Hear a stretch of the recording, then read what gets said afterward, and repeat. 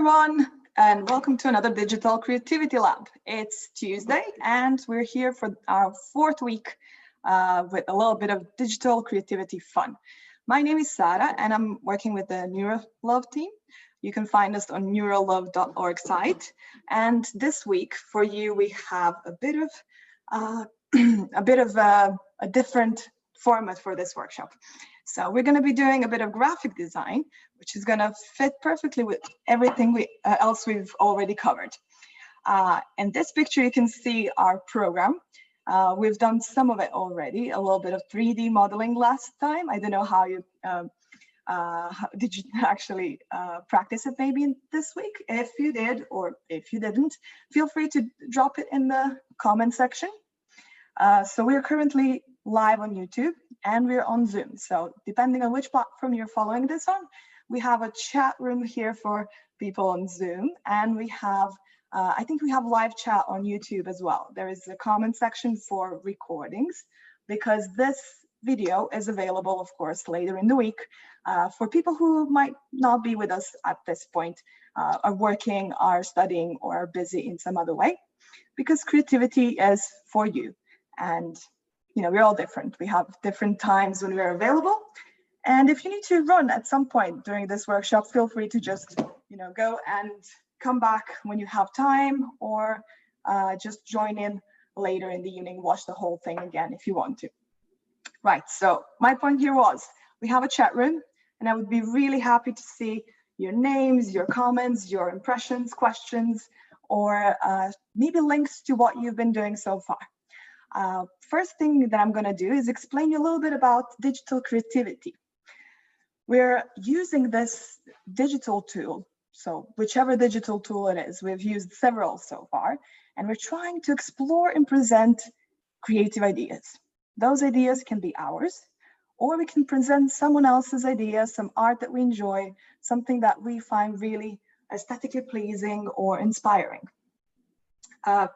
Regardless of what you find useful for this kind of creativity, point here is to practice, to explore, to challenge yourself, and to really try different things without judgment, right? You're here without a camera on, so feel free to follow this and experiment with these tools. I can help you if you want to. You can share these designs with me, but if you want to do it by yourself, and maybe you're a bit self-conscious about your designs, just do it every day. Do a bit more, do something different, change color, change style, and you're soon gonna find a bit of confidence with your creativity. The whole team here is very excited to see what you've done. So end of this presentation, you'll see links and information to tag us if you want to share it on social media. Right, so last week was 3D modeling. Week before that, we did a bit of animation. Then we also did a font. We made our own typeface. So what could be next? If you are ready to discover, we're going to start with a little bit of inspiration. It's going to be about design, of course. Everything here that we do, we design in a way. We are creative, we express ourselves, but we also arrange it and adjust our idea to be presented in a way that everyone can understand our message. Here's a lovely quote about what it means to be a designer, because saying that you're a designer right now can often somehow be overwhelming, because it's a profession. It's a serious profession that a lot of people on this earth are taking as their daily job. And it's a full-time thing. It's over 8 hours a day, I would say. It's the way you live. And those designers do have superior computer skills, or maybe they're doing traditional art. But it's not just about artistic or digital skills. It's mainly actually about this eye for details. You have to have your eye for details. You need to spot the right thing in a certain image. What is the message? And you need to observe those things really carefully from a perspective of a designer. And of course, end of the day, you just want to share a love of all things beautiful. I really like what they've come up with here, because I think it goes from bottom to top in importance. First thing, you need to have your aesthetics, your idea of what is beautiful. And then you need to kind of observe and enjoy it in a way and try to show it to us, the viewers, from your perspective, to feel what you feel. Of course, then we come to computer skills and art skills, which help us transfer that message into something everyone else recognizes or into something that kind of surprises us. So if you have a favorite artist, if you have a favorite style, I would love to hear about it. So drop it in the chat. What would be your favorite style in art? I personally love minimalism, and it's all about shapes then, about lines, about every detail on that image. It's important because that's what the whole concept was summed up to. Some little tiny detail that sends the whole message. Right, that's my passion, but maybe you like something different. Share it with me. Maybe you'll spark my passion. For today, and our actual practical bits, you will need a laptop or a tablet or a smartphone. So it's not that you need all three of those. What are we going to be doing today works on every device. You just need one of those things. It works best on a laptop, to be fair, because you're going to be moving some objects back and forth. There's some extra options that you might want to use, but Canva that we're going to be using today is available on all devices. You can download it as an app and use it that way. So there's no excuses this time. Grab your phone, grab your laptop, tablet, whatever you have around, whatever is available in your household at the moment. And if you need to, press a pause button and continue with us once it's available.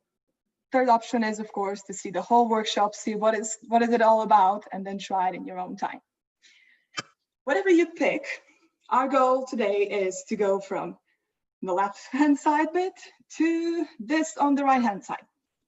Right, difference is huge in my eyes. Trained eye means that you will see exactly what needs to be changed. You will see what's different on these images.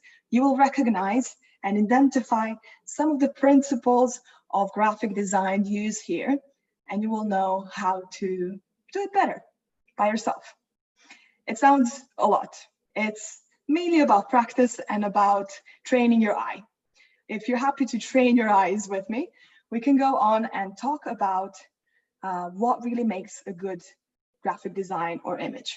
Here you can see we have text, we have images, we have certain alignment of these elements, we have a composition. There's so many things going on here, and you can do those things in a way that is visually pleasing for people, or you can just put them to have them on one place, which is how I see this left picture. Everything is there. It contains all the information and all the images that you need, but there wasn't a lot of attention to detail or attention to quality of some things. So what do you think, how long it takes to make each of these images? If you have a answer for me, or at least some sort of prediction, how long it would take you to make the left one, and how long would it take you to make the right one?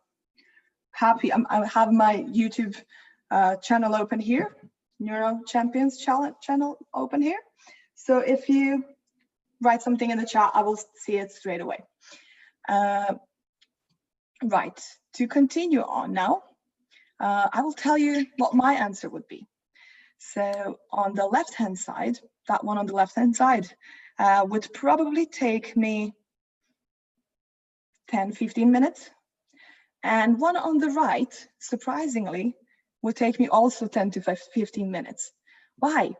It's because once you know how things should look like, or you know how you want it to look like, you have this perception and knowledge of these principles, you will easily arrange